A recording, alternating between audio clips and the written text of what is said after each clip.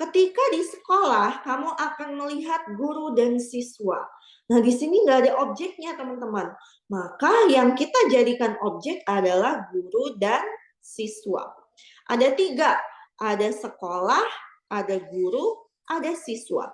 Jadi objeknya di sini tempat sama atau objeknya adalah keterangan dan subjek. Maka ketika saya keluarkan sekolah, titik 2 guru, titik 2 siswa, maka mana hubungan yang tepat? Stasiun, kereta, dan gerbongnya. Memang benar di stasiun ada kereta dan gerbong. Tapi kalau guru dan siswa ini adalah manusianya ya teman-teman ya. Kemudian kalau yang B di stasiun kamu akan melihat lapangan dan pemain sepak bola. Kurang tepat. Di rumah kamu akan melihat pintu dan jendela, benar, tapi kurang tepat.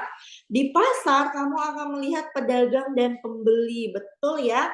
Jadi ada tempatnya, ada subjeknya, ada juga subjeknya. Sehingga jawaban yang tepat adalah yang D.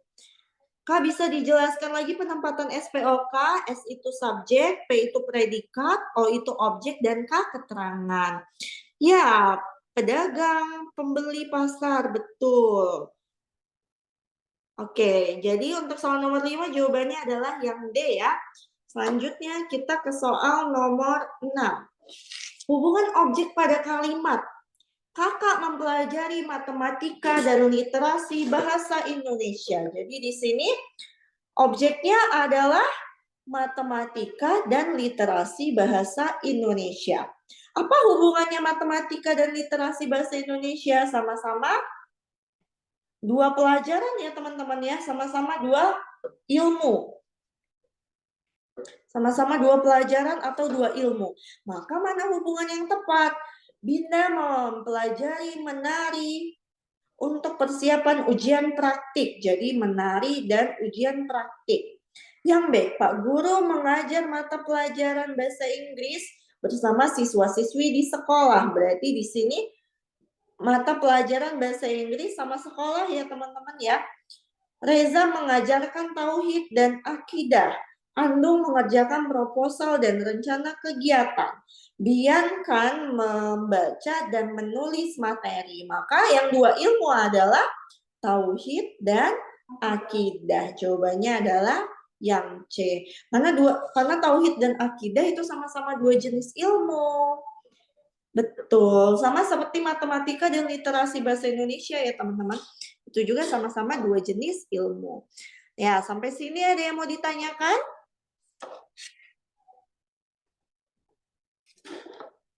Yang penting PR-nya adalah teman-teman harus fokus mana menentukan objeknya. Karena itu yang biar mempermudah kita menentukan soal, menjawab jawaban.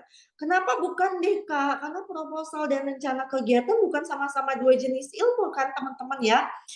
Juga ilmu Kak, membaca dan menulis bukan ilmu, tapi itu adalah metode belajar.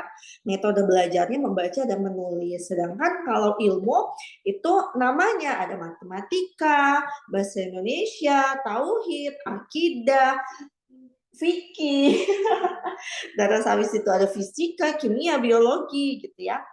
Mata pelajarannya Kak. Iya, sama teman. Kadang salah dalam menentukan objek. Nah, memang PR-nya di situ teman-teman. Jadi kita harus fokus dalam menentukan objeknya. Yang B nggak lengkap mata pelajarannya. Iya, dia hanya bahasa Inggris saja. Sedangkan objek yang satunya bisa sekolah, gitu ya.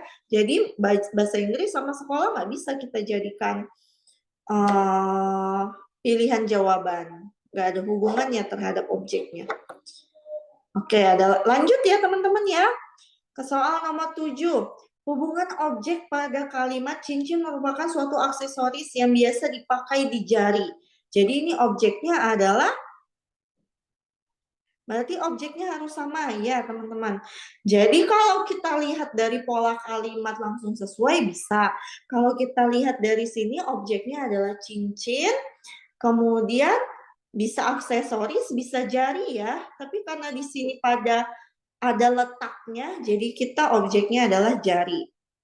Bunga itu langsung saya ambil dari tangannya. Jadi objeknya bunga dan tangan. Saya duduk di depan kursi menghadap meja. Kursi dan meja.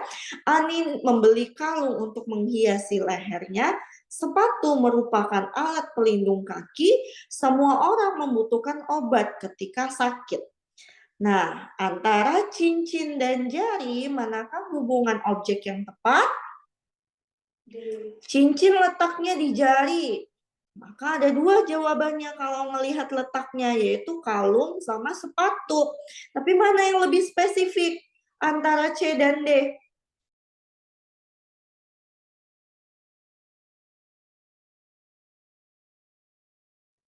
Kan kalau kalung tempatnya di leher, kalau sepatu tempatnya di kaki. Tapi jawaban yang lebih spesifik adalah yang C. Kenapa yang C? Karena di sini spesifiknya adalah perhiasan. Perhiasan, ya. Jadi karena spesifiknya perhiasan, kita pilih yang spesifiknya ya, yaitu yang C. Meskipun sama-sama ada letaknya di mana. Kak, boleh tanya nggak yang di modul? Boleh, tanya yang di modul, boleh. Nanti ya teman-teman, pembahasan yang di modul nanti akan jika kita masih ada waktu, nanti kita boleh ada sesi tanya jawab di modul. Atau kirim aja nanti ditulisin ke PK. Oh iya, atau boleh nanti teman-teman kirim di grup diskusi, kemudian nanti adminnya akan meneruskan ke saya. Alat pelindung kaki kayaknya kurang tepat. Ya, kita jangan ngelihat ya. Kita jangan ngelihat kalimatnya, fokus sama objeknya aja, sepatu sama kaki. Dia lebih tepat hubungannya kalung sama leher karena sama-sama perhiasan kan. Sepatu juga perhiasan, Kak.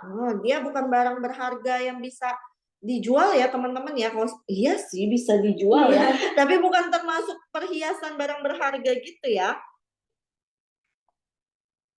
Kalau sepatu Kasia perhiasan, jadi kurang tepat ya teman-teman ya kalau udah spesifik kayak gitu. Nanti tergantung pilihan jawabannya aja seperti apa.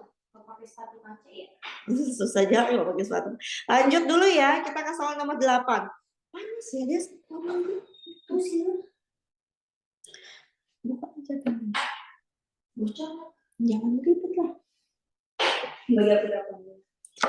Ya lanjut, Andre mendapat hadiah pulpen saat membeli selusin buku di pasar. Hubungan objek pada kalimat tersebut setara dengan jadi pulpen sama buku. Apa nih, merica dan sayur, Jangan mengeringkan kaki sama keset, Nenda menggunakan sapu untuk membersihkan lantai, Asya memetik buah dari pohon di depan rumahnya, Uni membeli spidol dan tinta.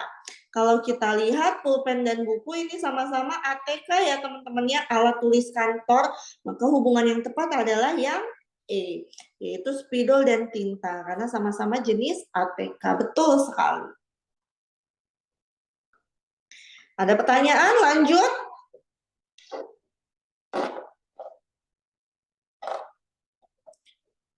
Kak, kenapa bukan A? Itu kan terkait bonus. Maksudnya teman-teman yang A bonus, apa tuh bonus? Merica dan bonus? Next, belum panas Kak. Nunggu panas kayaknya ya. Oke, lanjut ya. Kalau yang A nggak bisa karena merica dan sayur itu sama-sama dua jenis makanan atau iya makanan lah ya. Jadi nggak bisa.